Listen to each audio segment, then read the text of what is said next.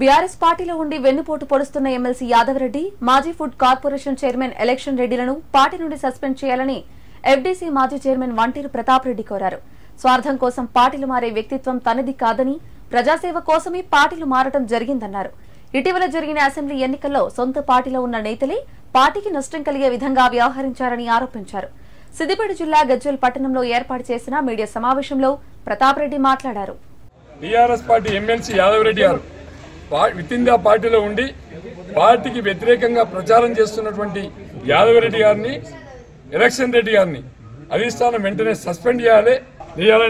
నేను పార్టీ నుంచి ఒక క్యాండిడేట్గా ఉపసంహరించుకున్న కారణం దానికి టీఆర్ఎస్ పార్టీలో ఉన్నటువంటి ఎలక్షన్ రెడ్డి గారు, టీఆర్ఎస్ పార్టీలో ఉన్నటువంటి ఎమ్మెల్సీ యాదవరెడ్డి గారు విత్ ఇన్ ద పార్టీలో ఉండి ప్రతాప్ రెడ్డికి టికెట్ ఇస్తే పార్టీ మారుతామని ప్రచారం చేశారు.